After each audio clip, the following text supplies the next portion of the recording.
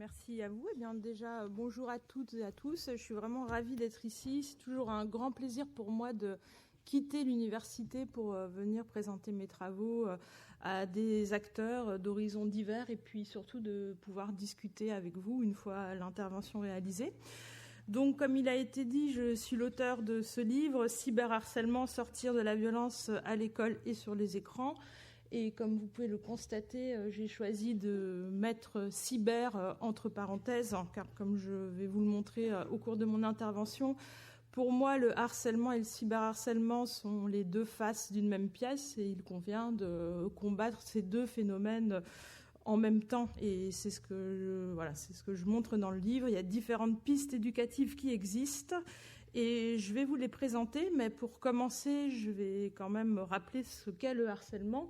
Et surtout, ça a été dit dans les interventions précédentes, l'éducation nationale est aujourd'hui fortement mobilisée dans la lutte contre ce phénomène. Et si on regarde la loi du 8 juillet 2013, la loi relative à la refondation de l'école de la République, il est noté « La lutte contre toutes les formes de harcèlement sera une priorité pour chaque établissement d'enseignement scolaire ». Cela pose différentes questions. Une fois qu'on a dit ça, on a tout dit, on n'a rien dit. Car lorsqu'on lutte contre le harcèlement, il convient de se demander contre quoi on lutte précisément. Donc on verra ensemble quelles sont les différentes formes de harcèlement et quelle est la nature de cette violence entre pairs. Donc, comme je disais, on va revenir sur la nature du cyberharcèlement, quelles sont les différentes formes de harcèlement, cyberharcèlement. Ensuite, je vous présenterai quels sont les différents acteurs et dispositifs qui sont aujourd'hui mobilisés dans la lutte contre le harcèlement scolaire en France. Je vous parlerai aussi des dispositifs éducatifs qu'on peut mobiliser pour lutter contre ces cyberviolences à l'école, l'éducation aux médias et à l'information, l'éducation à l'empathie, etc. Et puis, je placerai la focale sur le professeur documentaliste. Alors, pourquoi le professeur documentaliste ? C'est un métier que je connais bien. Comme l'a dit Madame Bernard, je suis maître de conférence en sciences de l'information et de la communication. Je viens plutôt à la base de la branche sciences de l'information et documentation, donc de la grande discipline sciences de l'infocom, et je suis aussi engagée, entre autres, dans la formation des futurs professeurs documentalistes.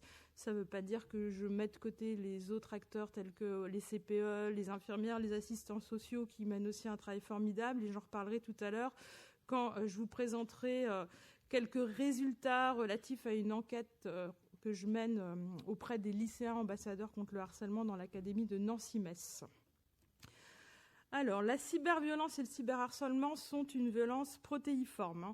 Si on s'intéresse à la violence entre pairs, c'est-à-dire entre élèves, on voit qu'elle prend différentes formes. Violence verbale composée d'insultes, de moqueries, de rumeurs, de la violence physique, de la violence matérielle, c'est-à-dire qu'on va voler le matériel de l'élève harcelé, on va le racketter, de la violence sexuelle qui, à l'école et dès l'école primaire, se manifeste sous forme de voyeurisme dans les toilettes, de baisers ou de caresses forcées, la violence alimentaire. Alors, qu'est-ce que ça peut être la violence alimentaire ? C'est la violence que subit l'élève harcelé à la cantine, par exemple, quand on va cracher dans son assiette pour l'empêcher de manger. Et bien évidemment, l'exclusion sociale. On sait qu'un élève harcelé subit vraiment un processus d'isolement qui n'est pas d'ailleurs sans rappeler le processus de bouc émissaire. Des violences qui, aujourd'hui, se poursuivent en ligne par le biais des smartphones et des réseaux sociaux et que l'on caractérise de cyberviolence. Donc l'idée, c'est de vous présenter quelles sont ces différentes formes de cyberviolence. Et pour cela, je vais laisser la parole à des lycéens que j'ai interrogés au cours de mes enquêtes. Donc je les interroge pour un peu savoir quelle est leur représentation du cyberharcèlement, parce que les adultes racontent beaucoup de choses sur les jeunes et les réseaux sociaux, sur le cyberharcèlement, sur la cyberviolence. Mais étant donné que les principaux concernés restent quand même les adolescents, moi j'ai à cœur de mener des enquêtes auprès d'eux et de différentes manières, notamment sous forme d'entretiens semi-directifs où je discute avec eux pendant 1 heure et ils me confient un peu leur expérience du harcèlement, des réseaux sociaux et du cyberharcèlement. Donc je vais juste vous lire des extraits d'interviews que j'ai réalisés avec eux. Et à partir de ces extraits, on pourra ensuite dresser la typologie des cyberviolences entre adolescents. Bon, bien évidemment, les prénoms qui vont être mentionnés ne sont pas les vrais prénoms, puisque l'idée, c'est de quand même faire en sorte que les entretiens soient anonymes. Donc, premier extrait d'un jeune homme qui s'appelle Sékou. Donc Sékou, il est passionné de musique, c'est une passion qui lui a été transmise par sa grand-mère, qui est chanteuse de chants traditionnels centrafricains, et par son grand frère, qui lui est un rappeur qui commence plutôt à être connu dans la région où ils habitent. Donc il m'explique l'ouverture de sa page YouTube il y a quelque temps. Donc j'ai publié un son sur YouTube et je l'ai partagé sur Facebook. C'était un soir vers 20h, le lendemain j'avais cours. J'arrive dans la cour, le matin on forme toujours des petits groupes dans la cour. J'arrive donc dans la cour et je rejoins mon groupe. Mais je me rends compte qu'ils sont en train de parler de mon son. Et ils sont tous là en train de rigoler, en train de se moquer de moi. En fait, ça ne leur plaisait pas trop. Du coup, ils se sont mis à se moquer. Parce que le son, c'est pas du rap comme ils s'y attendaient. Moi, c'est plutôt R&B, un peu lover. Et eux, ça ne leur plaisait pas trop. Du coup, ils se sont mis à se moquer. Après, ça a aussi dégénéré sur YouTube. J'ai eu des commentaires qui venaient de mon groupe, des gens avec qui je traînais tout le temps. Il y avait de la méchanceté totale et des trucs qui n'avaient rien à voir avec la musique, qui n'étaient pas des critiques constructives. Des trucs racistes, on me traitait de sale noire. Célia. Un jour, j'étais chez mon copain, mais il ne s'est rien passé parce que je ne suis pas une fille comme ça. Je prends mon temps. Il insistait, mais je n'ai pas voulu. Et c'est d'ailleurs pour ça qu'on n'est plus ensemble. Mais il y a un garçon qui a raconté à tout le monde qu'on avait couché ensemble. Du coup, il y a plein de rumeurs qui circulent sur moi en ce moment. Julien. Il y avait un garçon qui était efféminé au collège. Je dis pas que c'est mal, mais il se faisait traiter de pédé. Sarah. Au collège, j'ai une amie qui a été harcelée à cause d'un fait de revenge porn. Je ne sais pas si vous connaissez, c'est quand on publie des photos. Ça faisait longtemps qu'elle était avec son copain. Il lui a demandé une photo, elle lui a envoyé, et quand ils se sont quittés, il l'a envoyée à ses amis, qui l'ont envoyée à leurs amis, qui l'ont envoyée à leurs amis. Du coup, elle s'est fait harceler pendant tout le collège, et ça continue même maintenant. C'est assez chaud comme histoire. Anthony. Je connais un garçon qui a reçu des photos et des vidéos, disons, personnelles d'une fille et qui n'hésiterait pas à les faire tourner si elle continuait à lui causer des problèmes. C'est son ex-petite copine et elle est un peu trop collante. Elle lui crée beaucoup d'ennuis, il le ferait pour se venger. Sékou, à nouveau. Il y a quelque chose qui est arrivé il y a 2 mois. Je ne connais pas les personnes, mais je sais qu'elles sont de ma ville. En fait, quelqu'un s'est amusé à ouvrir une page. Je ne sais plus sur quel réseau était la page, mais le but c'était de poster des photos de filles nues.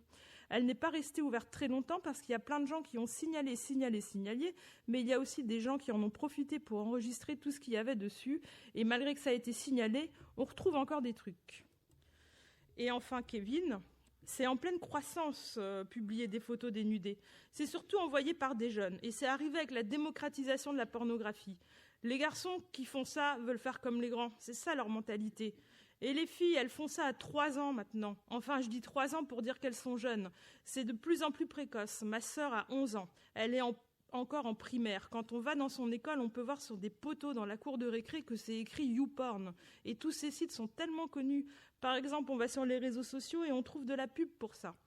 Mais il ne faut pas faire de généralité parce qu'il y a beaucoup de garçons qui ne le feront pas. Ou l'inverse, des filles qui ne publieront jamais des photos de garçons.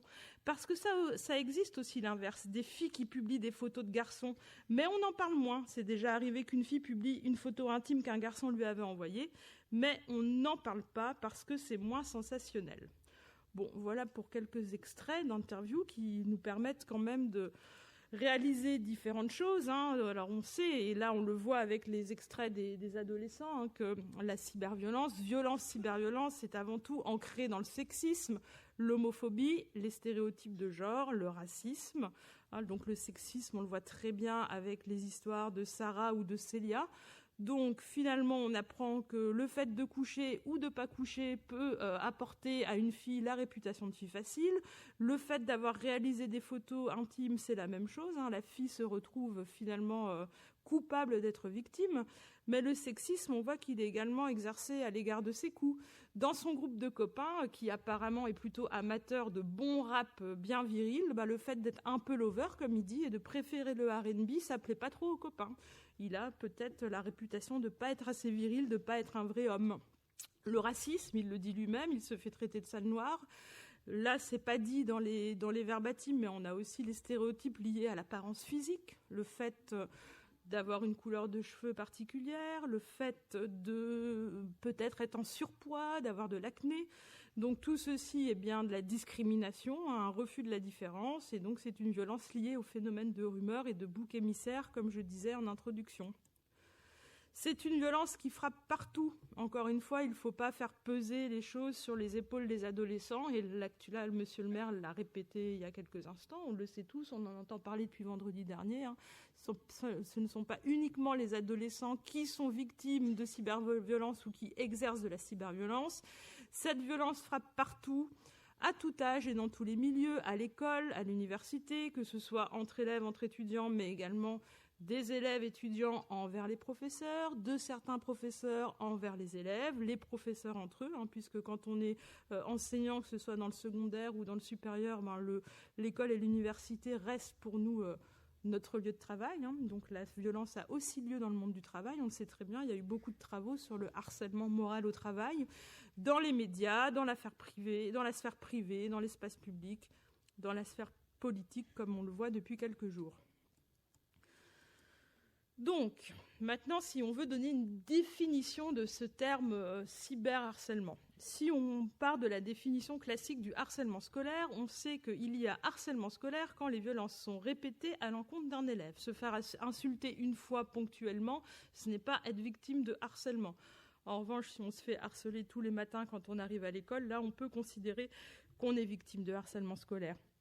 Donc des violences répétées à l'encontre d'un élève, avec toujours une dynamique de groupe. On le sait maintenant que le harcèlement, c'est un phénomène de groupe. Un leader avec ses suiveurs s'en prend à une victime, en général sous le regard de témoins qui restent plutôt passifs par peur des représailles, mais on verra que les choses sont en train de changer.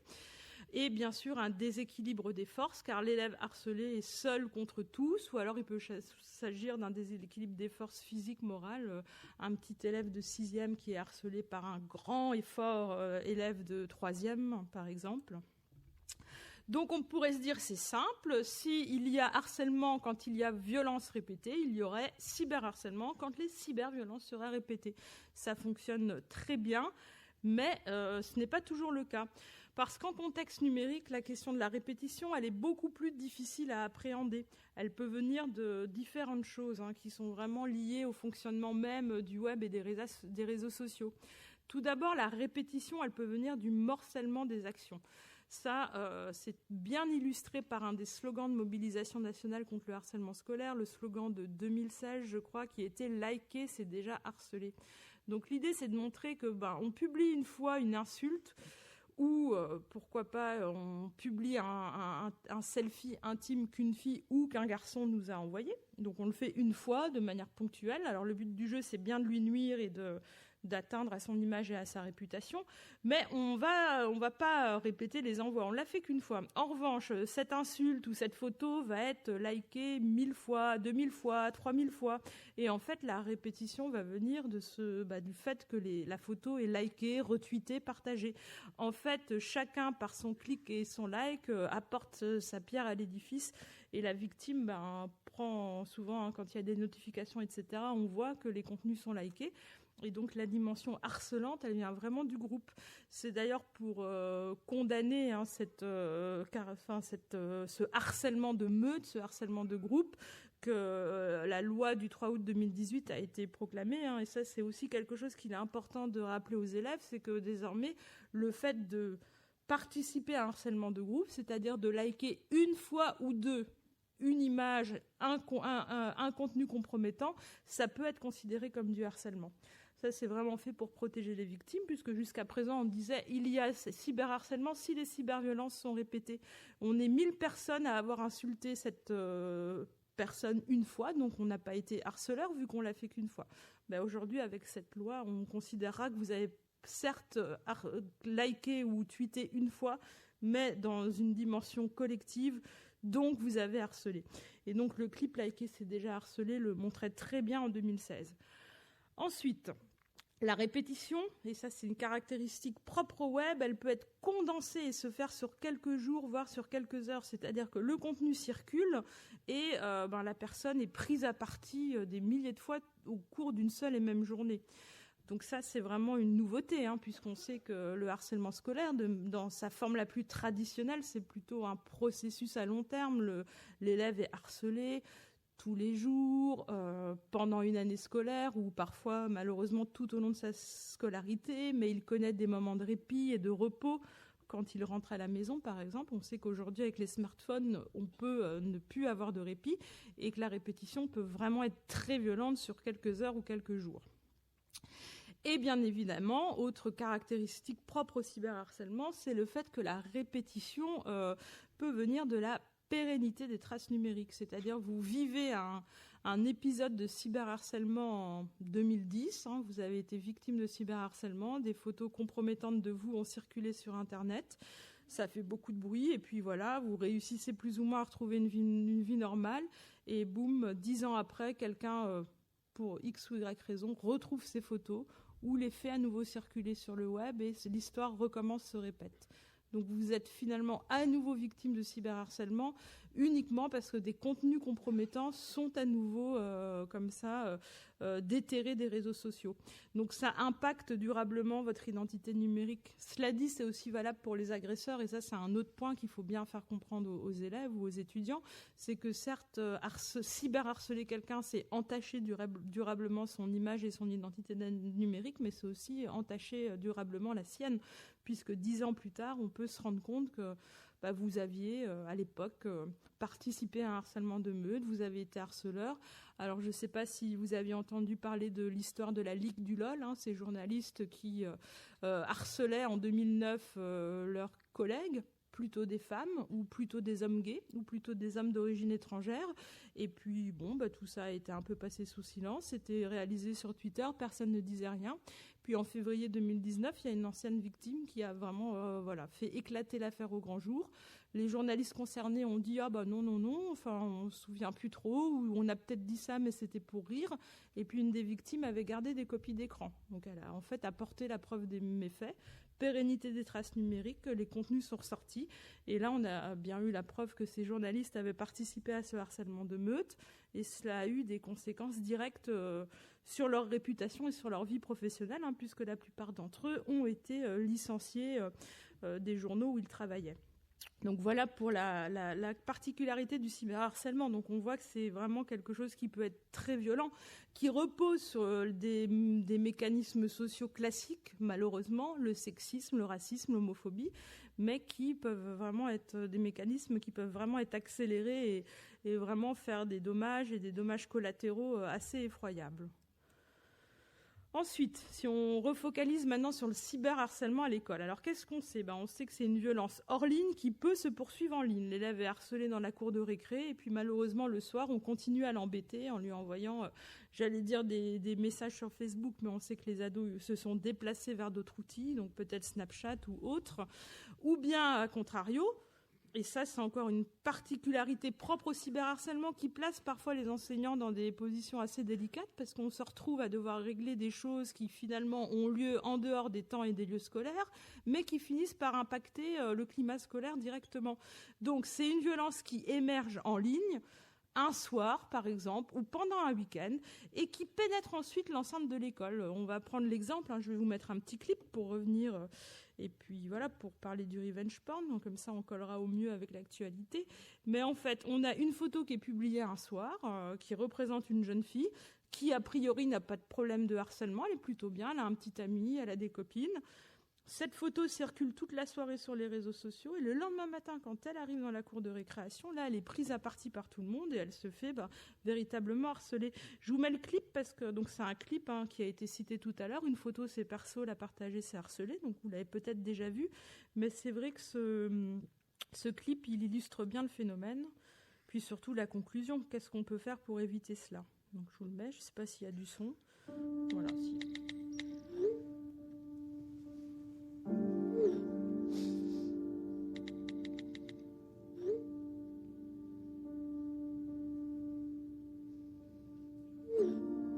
Tu m'aimais comme je t'aime. Tu trouverais le moyen de me faire patienter.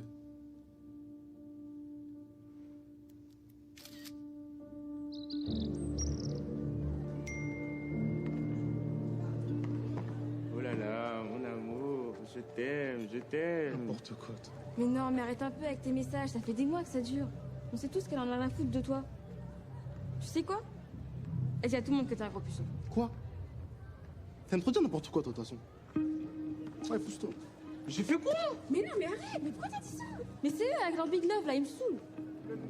Mais t'es jalouse ou quoi?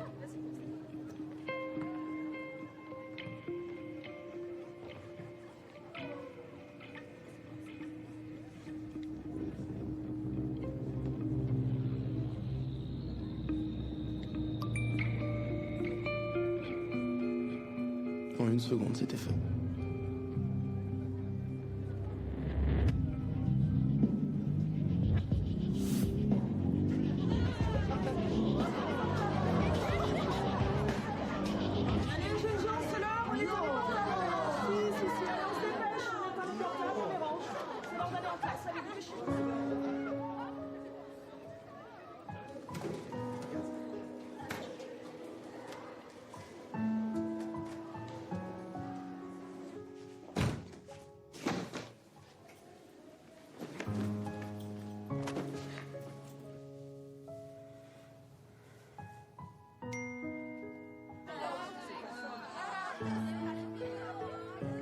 Allez, fais pas ta faute qui touche.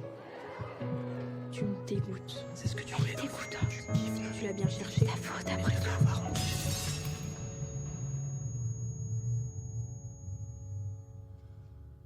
Comment on a pu savoir que...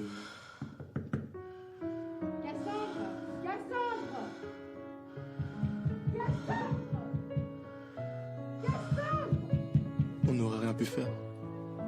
Si?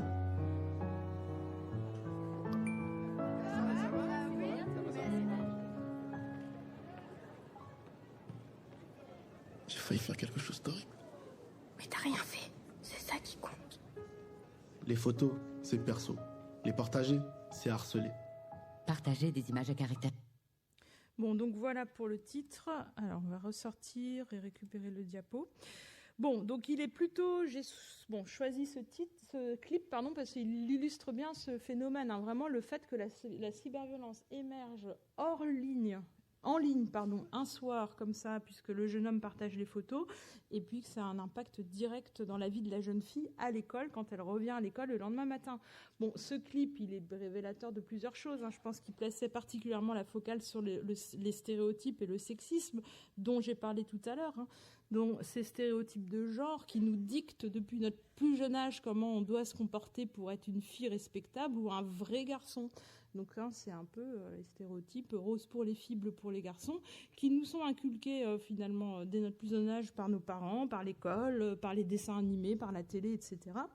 Donc, qu'est-ce qui se passe quand on répond plus aux stéréotypes de genre? Voilà, il peut se passer ce genre de phénomène. Bon, le sexisme finalement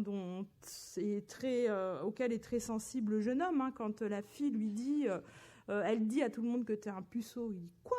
Comment ça impossible, je peux pas avoir la réputation d'être un puceau, parce que justement, stéréotype de genre, on doit être un homme, on doit coucher sans doute avec les filles pour être un homme viril.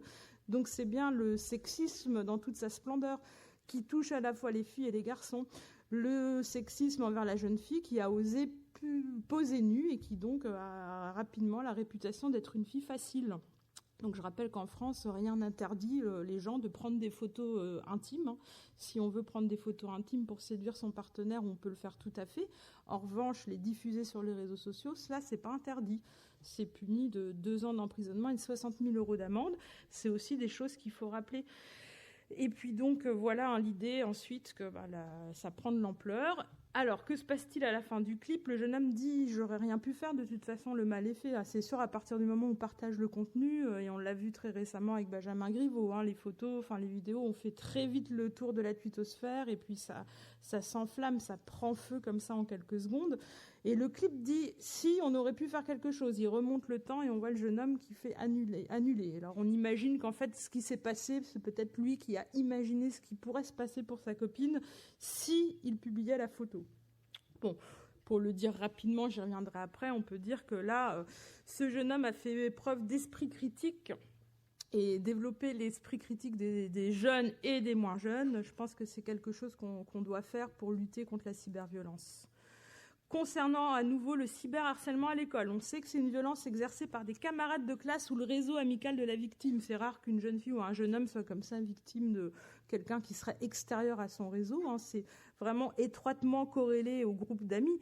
On le voit bien dans la vidéo là qu'on vient de voir. C'est le petit ami qui publie la photo parce qu'il y a une copine de classe qui est peut-être jalouse, on ne sait pas trop ce qui s'est passé. Mais en tout cas, tout ça, c'est bien exercé par des gens très proches de la jeune fille.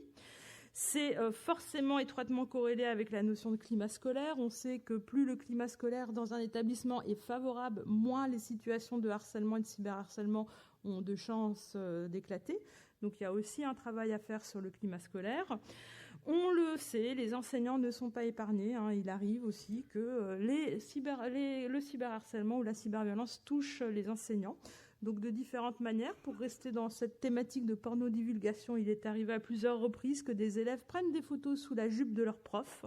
Donc c'est ce qu'on appelle le upskirting. Skirt, c'est la jupe en anglais. Donc on prend des photos sous la jupe des filles et puis on les fait circuler sur les réseaux sociaux. Et bien évidemment, c'est une violence qui se poursuit à l'université. Moi, j'enseigne dans le supérieur. Et puis, je peux vous dire que le cyberharcèlement ne s'arrête pas avec l'obtention du baccalauréat et que encore dans le supérieur, que ce soit à bac plus 1, plus 2, plus 3, plus 4, plus 5, on doit encore régulièrement gérer des problèmes de cyberharcèlement parce qu'un étudiant se fait harceler sur les réseaux sociaux par des gens de sa promo, parce que certains profs sont pris en vidéo pendant les cours et puis toutes sortes de photomontages sont réalisés. C'est aussi quelque chose qui nous concerne tous et qui concerne vraiment le secondaire mais également le supérieur. Maintenant, si on s'intéresse à la lutte contre le cyberharcèlement en France. Alors, juste petit rappel historique, il faut savoir que la lutte contre le harcèlement scolaire, elle existe depuis des décennies dans certains pays. Les anglo-saxons ont développé des méthodes de prévention depuis les années 70. Dans les pays anglo-saxons, on prend vraiment le phénomène à bras-le-corps depuis les années 80. Et chez nous, en France, c'est arrivé beaucoup plus tardivement. C'est seulement depuis le début des années 2010 qu'on place vraiment la focale sur le harcèlement scolaire. Jusqu'aux années 2010, en France, le harcèlement scolaire, il était englobé dans les discours sur la violence scolaire en général. Et pourquoi les années 2010 et tout d'un coup, on se rend compte qu'il y a une violence répétée, qui est vraiment plus de la violence mais du harcèlement, avec des conséquences terribles sur les victimes. Bien parce qu'un chercheur qui s'appelle Éric de Barbieux a mené des enquêtes en milieu scolaire et a révélé au pouvoir public que 10% de nos élèves étaient victimes de violences répétées, avec des conséquences terribles comme le repli sur soi, l'anxiété, on va dire les conduites auto-agressives et puis bien sûr le décrochage scolaire, puisque le harcèlement impacte aussi la scolarité des élèves. Et puis 2010, c'est aussi marqué par deux tragédies qui ont eu lieu à quelques jours d'intervalle. En février 2013, le suicide très médiatisé de deux adolescents, donc la jeune Marion et puis le jeune Mathéo. Donc Marion, dont les parents ont rapidement créé l'association Marion la main tendue, et puis Mathéo, dont l'entourage a créé l'association Les Parents. Ces deux associations qui ont vraiment fait pression sur les pouvoirs publics. Alors certes, il y a les enquêtes de Barbieux, certes, il y a Luc Châtel qui organise les assises contre le harcèlement en 2011, mais la pression que Madame Nora Fraisse a fait peser sur les pouvoirs publics en étant régulièrement médiatisée, en interpellant les pouvoirs publics, justement via les médias, tout ça, ça a aussi abouti à la mise en place de certains dispositifs. Et le dispositif non au harcèlement, la journée de mobilisation nationale pour dire non au harcèlement, elle est instaurée en 2015 par Najat Vallaud-Belkacem. Le dispositif ambassadeur, il est aussi instauré en 2015. Mais voilà, toutes ces choses, ça ne s'explique pas juste parce qu'un jour, les pouvoirs publics disent « Ah, il y a du harcèlement, on va faire quelque chose ». C'est vraiment plusieurs acteurs qui, comme ça, petit à petit, font qu'on met vraiment en place des choses. Donc, on a mis beaucoup de temps en France, mais en revanche, aujourd'hui, on peut se féliciter, puisqu'en 10 ans, je pense qu'on a rattrapé largement notre retard sur les autres pays européens, et qu'aujourd'hui, il y a vraiment une diversité d'acteurs. Alors, je ne peux pas citer tout le monde sur une seule diapo, mais si on veut faire un peu une typologie, qui sont les acteurs de la lutte contre le harcèlement ? Bien évidemment, là, je les ai vraiment mis à la tête du dessin, parce que ce sont les associations, alors diverses et variées, des associations nationales, des associations de parents d'élèves, des associations créées par des parents d'anciennes victimes comme Marion la main tendue, qui font un travail formidable. Alors au niveau local, parfois ce sont des petites associations qui travaillent vraiment à l'échelle d'un département ou d'une région. Parfois ce sont des grandes associations. On peut citer l'association e-enfance par exemple, les assureurs de l'éducation nationale avec la MAE, la police et la gendarmerie. On pense aussi au travail que font les membres de la BPDJ, la brigade de prévention de la délinquance juvénile. Police et gendarmerie ont aussi des actions de prévention de la violence et des conduites addictives. Et donc aujourd'hui, la cyberviolence, le cyberharcèlement font partie des thématiques dont ils viennent parler dans les établissements scolaires avec les élèves. Les plateformes numériques, alors on se réjouit régulièrement, Facebook et Twitter nous annoncent qu'ils vont lutter contre le cyberharcèlement et les discours de haine. Bon, forcément, ils ont aussi un rôle clé à jouer puisque cette cyberviolence, elle s'exerce bien en leur sein. L'éducation nationale, alors avec tous ses composantes, tous ses partenaires, on peut forcément, puisque la journée est aussi, entre autres, organisée par Canopé, citer les enseignants, l'éducation nationale à l'échelle de chaque établissement, à l'échelle académique, etc., avec des dispositifs comme le CESC, par exemple, le comité d'éducation à la santé et à la citoyenneté, qui peut aussi mettre en place des actions de prévention. Les parents, alors ça, vaste question. On sait que les parents ne sont pas une catégorie homogène et que dans un monde idéal, ils seraient partie prenante et seraient là pour encadrer les pratiques numériques des élèves. C'est compliqué. Les parents, voilà, on n'a pas tous le même degré de connexion aux réseaux sociaux. Certains parents sont très à l'aise avec les outils numériques, d'autres sont complètement déconnectés. Les pouvoirs publics, pareil, politique, mairie, département, région, il y a aussi plein de choses qui se mettent en place au niveau local et régional. J'ai cité aussi les célébrités, parce que de plus en plus, on a des célébrités qui brisent le silence. Les célébrités, ce sont souvent des leaders d'opinion, des influenceurs qui influencent nos comportements, qu'on soit ado ou adulte. J'ai mis comme ça une petite copie d'écran d'un article qui disait « Non au harcèlement, les youtubeurs et influenceurs se mobilisent contre le harcèlement scolaire ». Bon, pour différentes raisons, certains d'entre eux sont partenaires de l'éducation nationale et réalisent les clips, justement. Ça, c'est un collectif de youtubeuses mode beauté qui s'appelle Rose Carpet, avec entre autres Enjoy Phoenix, qu'on connaît bien, puisqu'elle-même a subi du cyberharcèlement au sein de sa chaîne YouTube. Les jeunes youtubeurs se font souvent prendre à partie. On peut aussi citer Bilal Hassani, qui lui a cumulé les stéréotypes, puisqu'il a à la fois été victime de racisme et à la fois victime d'homophobie. Bon, donc ce sont des personnes qui prennent la parole et qui peuvent être écoutées par les jeunes. Et bien évidemment, à la recherche aussi, on est de plus en plus de chercheurs de disciplines différentes à travailler sur la problématique harcèlement, cyberharcèlement. Moi, je viens des sciences de l'information et de la communication, mais il y a aussi beaucoup de collègues en psychologie, en sociologie, en sciences de l'éducation qui travaillent sur cette thématique. Et bien évidemment, les élèves à placer au cœur de la lutte avec des dispositifs nombreux, que ce soit la participation au concours non au harcèlement ou bien évidemment le dispositif ambassadeur. Je vous en dirai quelques mots après. Maintenant, si on s'intéresse au plan éducatif, parce qu'on sait que la prévention sans l'éducation, ça ne sert pas à grand-chose. La prévention, on connaît, ça fait des années qu'on nous dit qu'il ne faut pas fumer parce que ça donne le cancer du poumon, qu'il ne faut pas boire d'alcool avant de prendre le violent. Bon, pourtant, ce n'est pas pour autant que les gens ne fument plus ou ne boivent plus avant de conduire, donc c'est pareil, on le sait. Quand j'ai enquêté dans certains lycées et que je demande aux lycéens ce qu'ils ont pensé de telle ou telle intervention, de telle ou telle association, ils me disent c'est bien, on a compris qu'être méchant, c'est pas gentil. Bon, voilà, donc c'est la prévention. On sait que harceler son camarade, c'est pas bien, et pourtant on le fait, qu'on soit enfant ou adulte. Donc on a depuis, pour ceux qui sont qui travaillent en collège, en lycée ou les élèves, on entend parler de ces éducations A depuis quelque temps, c'est très à la mode. On éduque A, alors toutes sortes de choses, au développement durable, à la sécurité, à la citoyenneté, à la sexualité, etc. Et c'est des dispositifs qui sont assez intéressants puisqu'en fait, on sort du cadre disciplinaire, on est plutôt dans des enseignements transversaux, interdisciplinaires qui peuvent être finalement réalisés dans différentes disciplines. On est plutôt dans la pédagogie par projet, une évaluation par compétence et une transmission des valeurs de la République, un développement de l'esprit critique des élèves sur des questions socialement vives. Et ces questions de harcèlement et de cyberharcèlement, elles sont socialement vives, puisque c'est des questions dont on parle depuis seulement une dizaine d'années. Et comme je l'ai dit en introduction, comme nous le montre régulièrement l'actualité, Benjamin Griveaux la semaine dernière, la jeune Mila il y a 3 semaines, c'est des questions comme ça qui ont un impact vraiment fort sur la société.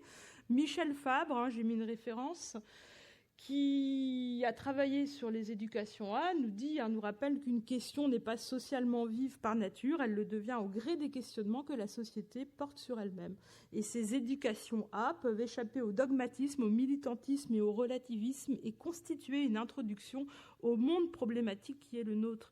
Et on sait qu'on vit dans un monde problématique et que tous ces petits outils numériques qui sont des merveilleux outils de diffusion du savoir et de la connaissance peuvent régulièrement nous poser des questions quant aux dérives qui en sont faites en réalité. Le cyberharcèlement, on peut aussi parler des addictions aux jeux vidéo, on peut parler aussi de la pornographie qui est de plus en plus accessible et visionnée par des jeunes qui n'ont pas l'âge de visionner ce genre d'images. Donc voilà, un monde très problématique et beaucoup de choses à faire. Donc si maintenant on focalise sur les éducations A. Donc, le grand chapeau de tout ça, on a le parcours citoyen avec différentes choses, et notamment l'éducation aux médias et à l'information qu'on nomme EMI, avec le sigle EMI, éducation aux médias et à l'information. Alors, au début, on a beaucoup parlé de l'éducation aux médias et à l'information, et je disais par exemple à certains collègues, c'est un beau levier de lutte contre le cyberharcèlement, ils ne comprenaient pas pourquoi, que venait faire le cyberharcèlement dans tout ça.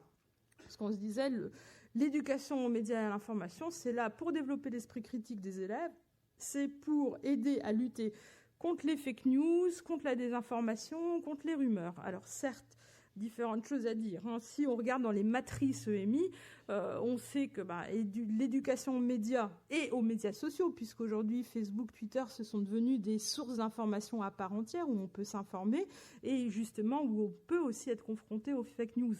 Donc éduquer au fonctionnement du web et des réseaux sociaux, ça permet effectivement de développer l'esprit critique en tant que consommateur d'informations, se dire attention, c'est peut-être une fake news, c'est peut-être une rumeur, mais ça fonctionne aussi en termes de personnes qui partagent de l'information sur la dimension communicationnelle. Je vais réfléchir avant de relayer un contenu, justement. C'est peut-être une fake news, c'est peut-être une théorie du complot, c'est peut-être une désinformation. Donc, je vais essayer de réfléchir. C'est la même chose pour la lutte contre le cyberharcèlement. On l'a vu dans le clip. Tout commence avec cette rumeur. Attention, machine, elle ne t'aime pas, elle dit à tout le monde que t'es puceau, etc. C'est une rumeur, en fait. Donc, apprendre à un élève à décrypter une rumeur, ça peut bien fonctionner pour les fake news et ça peut bien fonctionner aussi pour le cyberharcèlement.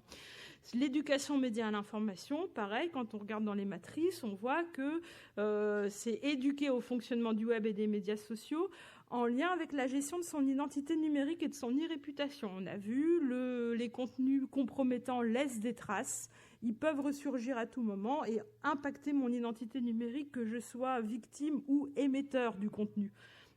Donc il y a un travail à faire sur la notion d'identité numérique. Il y a un travail aussi à faire sur le respect du droit à l'image et sur le respect de la vie privée.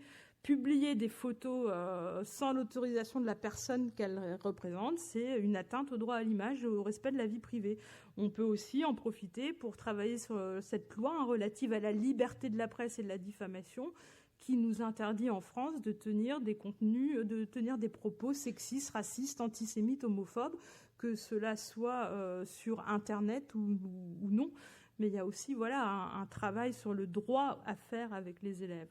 Donc l'éducation à l'esprit critique, bien évidemment. Réfléchir avant d'agir, de liker ou de relayer un contenu, comprendre les phénomènes de rumeurs, ça je l'ai déjà dit. L'éducation à la sexualité, alors qu'est-ce qu'elle vient faire là, l'éducation à la sexualité ? C'est pareil, quand on regarde les textes, on sait que l'éducation à la sexualité, elle vise justement à prévenir, faire tout un travail de prévention autour des maladies sexuellement transmissibles, des rapports protégés, des grossesses non digérées, etc., non désirées, tout ce qui touche finalement à la santé. Mais il y a aussi toute une partie qui a trait à la culture de l'égalité, aux violences sexuelles, à la pornographie, au sexisme, à l'homophobie. Et donc, l'éducation à la sexualité, elle peut parfaitement faire écho à l'éducation aux médias et à l'information quand il s'agit d'étudier les modèles et les rôles sociaux qui sont véhiculés par les médias, le cinéma, la télévision et la publicité. Je l'ai dit tout à l'heure, hein, le sexisme, il nous est comme ça inculqué de manière inconsciente depuis notre plus jeune âge, par les parents, mais également par tout ce qu'on consomme à la télé ou sur Internet, en termes de films, séries, divertissements, etc. Et la publicité, bien évidemment, il y a aussi un beau travail en EMI à faire autour de la publicité pour déconstruire les stéréotypes de genre. Tout cela fait aussi écho à ce qu'on appelle l'EMC, l'enseignement moral et civique. On sait que l'EMC vise au respect de soi et au respect des autres dans leur diversité. On est là pour une éducation à la citoyenneté. Ça fait écho au parcours citoyen. Donc on peut le faire sous différentes formes. Mais il y a aussi le jeu qui est très intéressant, puisque c'est que des thématiques qui peuvent être aussi abordées avec une dimension ludique. Je reviendrai longuement au jeu tout à l'heure quand je vous parlerai de l'empathie, mais là donc j'en ai cité 2 que vous pourrez sans doute manipuler après, par exemple le jeu de loi de la MAE, je ne sais pas si vous connaissez, mais c'est un jeu de plateau, donc là c'est un peu petit, mais bon, c'est un jeu qui est conçu dans le cadre de la lutte non-harcèlement, c'est noté ici, et qui focalise beaucoup sur le sexisme et l'homophobie, donc vraiment le harcèlement, cyberharcèlement lié au genre, pardon. Donc vous jouez sur un plateau comme un jeu de loi traditionnel, et puis selon les cases où vous arrivez, on vous pose des questions avec des cartes, puis c'est l'occasion justement de discuter de ces questions de sexisme, d'homophobie, etc. Et puis vous avez le Serious Game aussi, Stop la violence, pareil, qui est entre autres développé par la MAE, la société Tralalaire. Donc ça, c'est un jeu sérieux en ligne. C'est aussi intéressant puisque ça fait aussi le lien avec l'éducation aux médias à l'info. On est sur des dispositifs numériques. Et puis donc je vous montre juste le petit teaser. C'est quelques secondes pour que... Mais ça fait 3 jours qu'elle est pas venue. Allez, vas-y, sors, on va être en retard. Mais vous avez pas vu ce qu'elle a posté sur son profil? Ça fait peur quand même.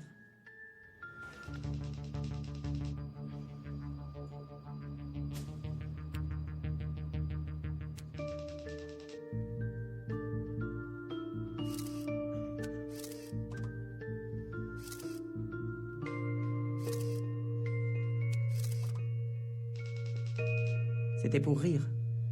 Mais quelque chose de pas drôle du tout aurait pu arriver. Donc voilà, donc là l'idée c'est de mener l'enquête suite à la disparition d'une élève, et puis donc on a plusieurs, on est dans un jeu en ligne, donc on a plusieurs, on a un scénario avec plusieurs histoires, plusieurs enquêtes à mener pour comprendre petit à petit pourquoi cette jeune fille a disparu. Mais je pense qu'il y a d'autres scénarios aussi qui existent dans le cadre de ce jeu. Bon, donc voilà pour tout l'aspect, on va dire, éducation aux médias, parcours citoyen, enseignement moral et civique. Mais l'autre partie qui pour moi est essentielle, c'est l'éducation à l'empathie et le développement des compétences émotionnelles et psychosociales des jeunes. Pourquoi ? On sait que les émotions, elles sont complètement partie prenante des situations de harcèlement. Tout à l'heure, on a dit que c'était un phénomène de groupe, un leader qui s'en prend à une victime avec ses meneurs, ses suiveurs et sous le regard des témoins. Chaque partie prenante du harcèlement en fait est traversée par un état émotionnel particulier, et c'est souvent la peur. Alors la peur, le manque d'empathie, l'alexithymie, donc il y a plusieurs choses. On va se dire que vraiment le leader, il peut parfois manquer d'empathie, il n'arrive pas à se mettre à la place de la victime, mais il y a des études en psycho et en psychiatrie, je pense notamment à Nicole Kathleen, qui ont montré que certaines victimes souffraient d'alexithymie. Alors c'est l'impossibilité en fait à verbaliser ses émotions. C'est-à-dire que la personne a mal, a peur, elle vit très mal la situation de harcèlement, mais en fait, elle ne comprend pas toujours ce qui lui arrive, elle ne fait pas le lien entre, on va dire, des réactions physiologiques, il y a le cœur qui se met à battre, etc.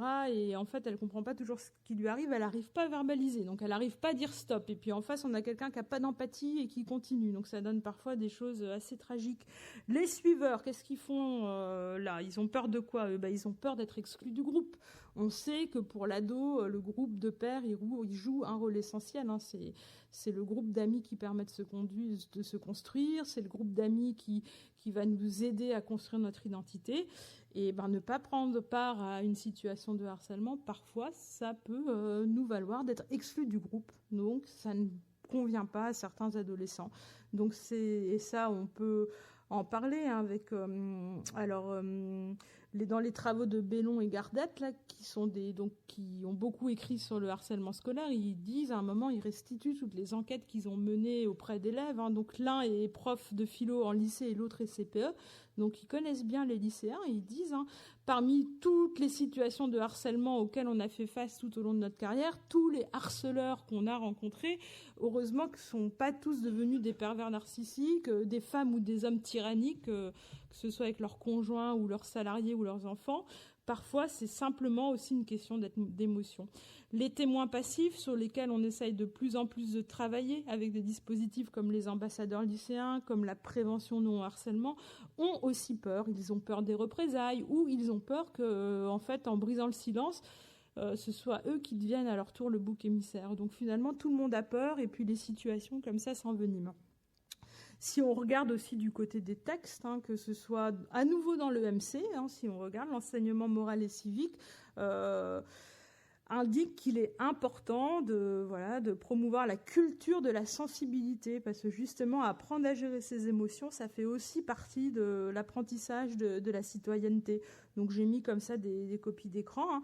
Identifier et exprimer en les régulant ses émotions et ses sentiments, s'estimer, avoir une bonne estime de soi et être capable d'écoute et d'empathie, exprimer son opinion et respecter l'opinion des autres. Et là, on verra qu'on fera le lien aussi avec justement cette question de discrimination et de peur de la différence. Donc, accepter les différences, être capable de coopérer et se sentir membre d'une collectivité. Tout ça fait écho à un autre parcours éducatif qui s'appelle le parcours éducatif de santé, l'éducation à la santé, qui justement propose de développer les compétences psychosociales. Donc les compétences émotionnelles, ce sont des compétences psychosociales, mais il y en a d'autres. Apprendre à vivre en société, résoudre un problème, savoir prendre la parole en public, c'est important. Ça peut aussi être important plus tard pour la vie active de l'élève, quand il aura fini ses études, qu'il cherchera du travail. Mais en apprenant à prendre la parole en public, on apprend aussi à réguler ses émotions, à ne pas avoir peur, etc., gérer son stress. Donc tout ça, en fait, est lié. Et donc, l'idée, c'est vraiment de montrer que le cyberharcèlement, d'accord, c'est un phénomène de violence, il y a la prévention, il ne faut pas harceler, c'est pas bien, on peut être puni par la loi, etc., mais qu'il y a aussi un travail à faire autour des stéréotypes, de l'empathie et des compétences psychosociales. Parcours éducatif de santé, il propose aussi de prévenir les conduites addictives et à risque. Eh bien oui, le harcèlement, le cyberharcèlement, c'est une conduite à risque, puisqu'on sait que, en tout cas, les victimes de harcèlement risquent ce que j'ai dit tout à l'heure, de l'anxiété, un repli sur soi, des troubles dépressogènes, de décrochage scolaire, pourquoi pas de la phobie sociale après, où finalement on a peur d'aller vers les autres. Et le parcours santé, bien évidemment, vise à promouvoir la protection de la santé. La santé, c'est pas seulement la santé physique, c'est aussi la santé mentale, être bien dans sa peau, être bien dans son corps, être bien avec les autres. Et bien sûr, toujours en lien avec le climat scolaire, un climat scolaire serein dans lequel les élèves seraient vraiment heureux de venir à l'école. Mais heureusement, il l'a été dit tout à l'heure en introduction, à plus de 90%, les gens quand même se sentent bien dans leur établissement scolaire, et c'est important de le souligner. Des jeux, alors je ne vais pas tous les développer, je les ai répertoriés dans mon livre, ils sont aussi répertoriés sur mon blog. Ce sont des jeux qui sont plutôt à destination, on va dire, des petits en primaire, mais certains d'entre eux trouvent tout à fait leur place en 6e, 5e, d'autres à partir de la 4e. Et l'idée, en fait, quand on est enseignant ou éducateur, c'est, je pense, de s'approprier ces jeux et de créer son propre jeu. Tous les jeux qu'on vous propose, en fait, il y a des jeux qui sont livrés clés en main, mais rien n'empêche quelqu'un dans son établissement d'inventer son propre dispositif en s'inspirant de telle ou telle chose. Donc, parmi les spécialistes de l'éducation à l'empathie, vous avez Omar Zana, qui est un sociologue, qui a travaillé sur les jeux, plutôt des jeux, on va dire, qui engagent le corps. On peut parler par exemple du jeu des sculptures. L'idée, c'est de jouer par deux. Un élève utilise le corps de son camarade pour faire une sculpture. Donc le but du jeu, c'est vraiment d'être attentif à son visage et à ses émotions pour éviter de le mettre dans une posture qui pourrait soit lui faire mal, soit le mettre mal à l'aise. Vous avez des plateformes de jeux qui vont un peu faire écho aux jeux de loi de la MAE. Par exemple, la plateforme Feelings avec Nicole Kathleen, ou Valeurs en main, c'est un jeu des 7 familles qui a été créé par Willy Pierre, donc le président de l'association Les Parents. Donc en fait, il faut recomposer des familles de valeurs, la solidarité, l'entraide, etc. Et à chaque fois, l'idée, c'est de permettre aux jeunes de s'exprimer. Une fois, par exemple, si on prend valeur en main, une fois que la famille est reconstituée, par exemple, la famille solidarité est complète, on peut demander aux jeunes, as-tu déjà fait preuve de solidarité? C'est quoi pour toi la solidarité? Puis voilà, l'idée, c'est de discuter de toutes ces valeurs avec lui. Développer l'empathie par le théâtre. Alors, il existe, pareil, différentes formes. Serge Tisseron a beaucoup écrit là-dessus. Il a proposé un jeu théâtral qui s'appelle Les Trois Figures, donc où tour à tour, l'élève va jouer la victime, l'agresseur et le sauveur pour expérimenter, justement, tour à tour, se mettre dans la peau d'une victime, se mettre dans la peau d'un agresseur, se mettre dans la peau du sauveur. Ça, c'est inspiré du théâtre de l'opprimé brésilien qui avait été créé à l'époque par Augusto Boal. Développer l'empathie au musée, et là on refait aussi un lien avec l'EMC, l'EMI, etc. Il y a de plus en plus de dispositifs qui sont créés pour emmener les élèves au musée et travailler l'empathie à travers l'œuvre d'art. Les émotions à l'œuvre, par exemple, au musée Fabre de Montpellier. Donc l'idée, c'est de se balader dans un musée avec des élèves et puis de discuter des émotions qu'ils ressentent à la vue de tel ou tel tableau. Alors l'idée, peux-tu m'exprimer les émotions que tu ressens en regardant ce tableau ou me dire, à ton avis, quelles sont les émotions que le peintre a bien voulu exprimer à travers son tableau. Vous avez un autre dispositif, Quand l'empathie prend corps, qui est à nouveau créé par Omar Zana. C'est un peu dans la lignée du jeu des sculptures. Donc là, l'idée, c'est de s'arrêter devant un tableau qui nous procure beaucoup d'émotions et de le mimer, donc de reproduire la scène. Et là, on a des camarades qui viennent à nouveau nous toucher le corps pour on se mette vraiment dans une position pour faire en sorte que le mime soit le plus fidèle possible à la réalité. Donc encore une fois, il va falloir faire preuve d'empathie pour pas mettre la personne dans une position délicate. Bon, ça, c'est des dispositifs qui se discutent, parce que là, on sait que quand on est jeune ou ado, on n'a pas nécessairement envie que quelqu'un vienne nous toucher. Ça reste que des pistes sur les choses qui sont faites aujourd'hui.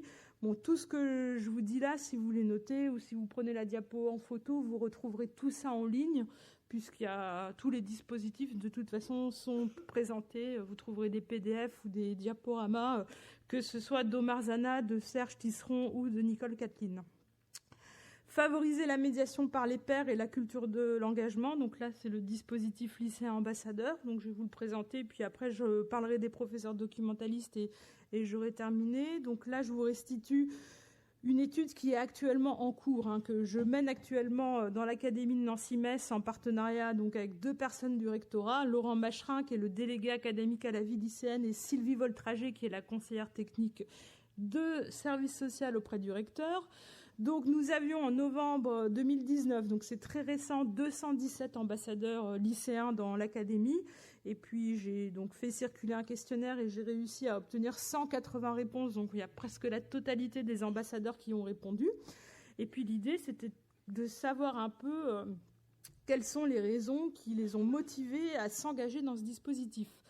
Donc déjà, au niveau de l'identité des ambassadeurs, l'enquête a révélé que nous avions plutôt affaire à des ambassadrices avec 67% de filles contre 33% de garçons, que 60% des élèves étaient plutôt en filière générale, que 20% des ambassadeurs étaient en filière technologique et 20 autres % en filière professionnelle. Et là, les éléments sont intéressants. L'enquête a révélé que 70% d'entre eux avaient déjà été engagés dans la vie de leur établissement, de leur collège ou de leur lycée. Donc ce sont des élèves qui, à 70%, ont déjà été délégués ou tuteurs, etc. Et là, autre élément assez important, 65% d'entre eux ont été victimes de harcèlement scolaire. Donc le chiffre fait un peu peur quand on sait que en ce moment, vraiment, la statistique nationale, c'est plutôt 6% d'élèves victimes de harcèlement. 13% ont révélé avoir été harceleurs et harcelés. Ensuite, quand on les interroge sur les raisons qui les ont poussés à s'engager dans le dispositif, donc il y avait plusieurs items qu'ils pouvaient cocher, et donc à 84%, ils ont répondu pour aider les autres, suivi de pour faire changer les choses, pour apprendre de nouvelles choses, parce que les adultes ne luttent pas assez pour prendre la parole en public par devoir, etc., etc.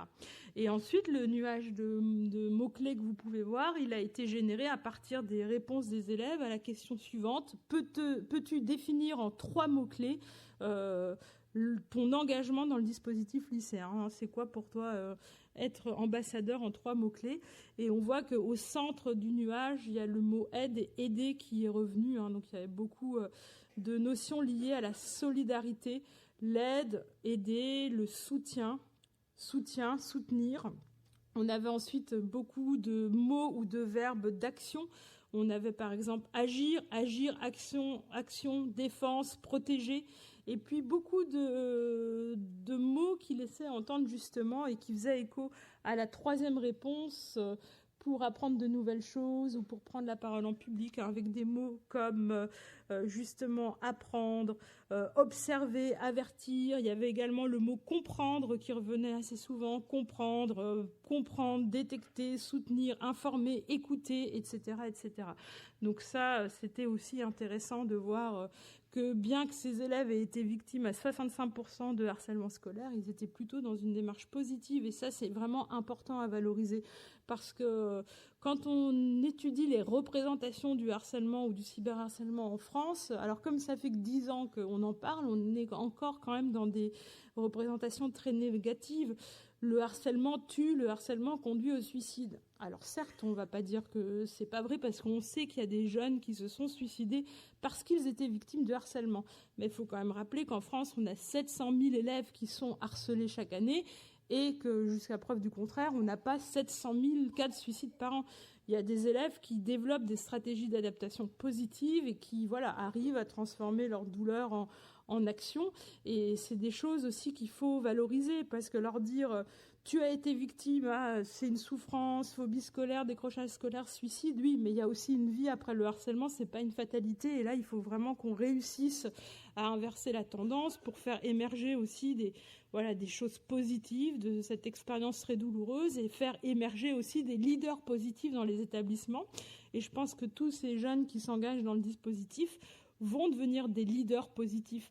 Être un leader positif, ça veut dire être populaire, avoir la classe, comme on dit, parce qu'on est quelqu'un de bien et pas parce qu'on est quelqu'un qui harcèle les autres et dont tout le monde a peur et en fait on gagne notre respect par la peur qu'on fait peser sur les autres.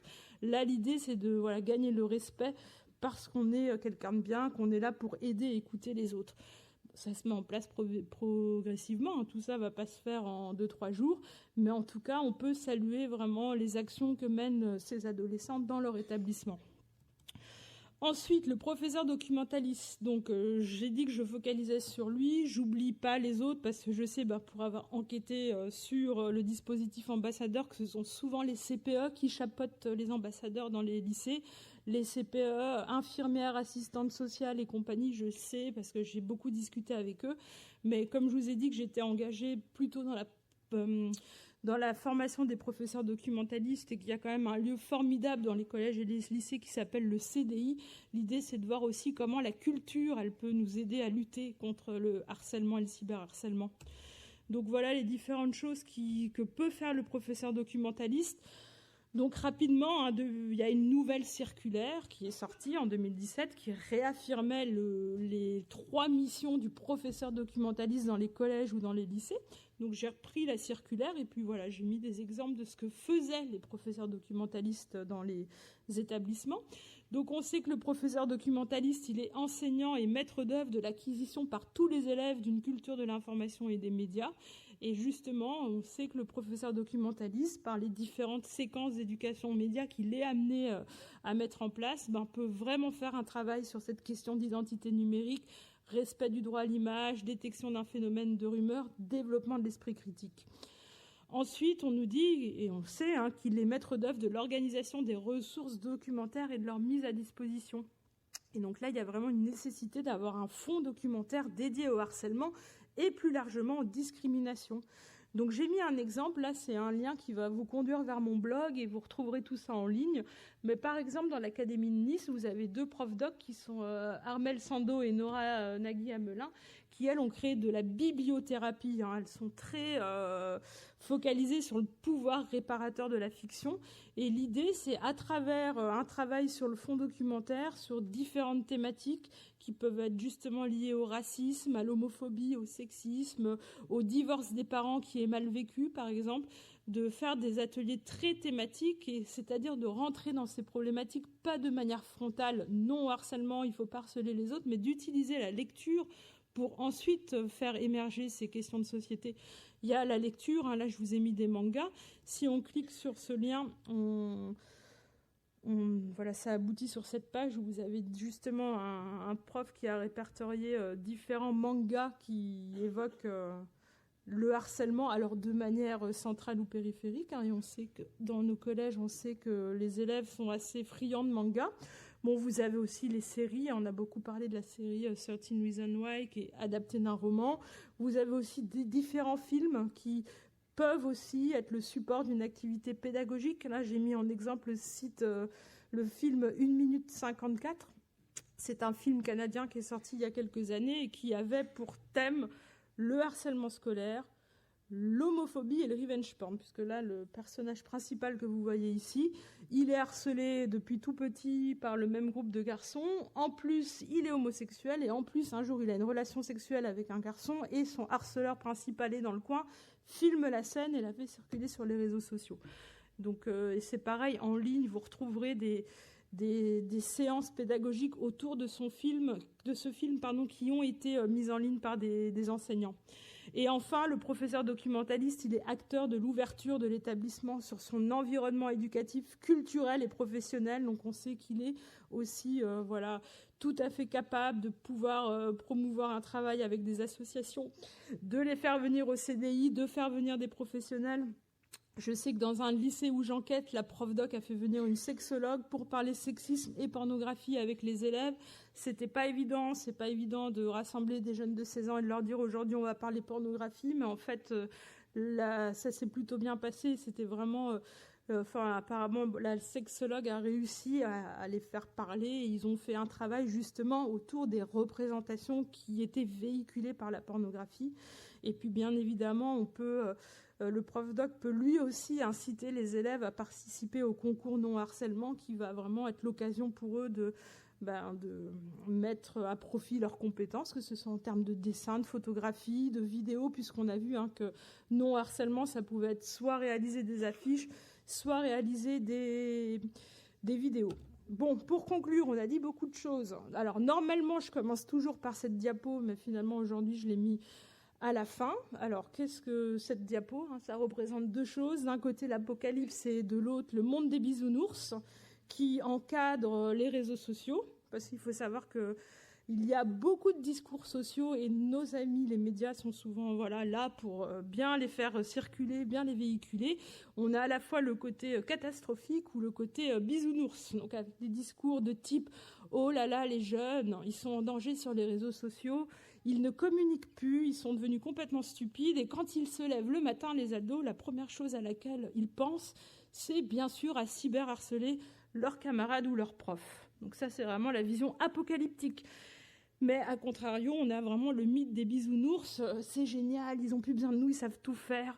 Oh, vous verriez ma fille, quand on lui met une souris dans les mains. Bon, ça, c'est vraiment l'idée euphorique. Bien sûr, il faut se positionner au centre. Donc oui, il y a des dérives, il y a des dangers d'ailleurs qui ne touchent pas que les ados. Nous aussi, on est en danger sur Internet.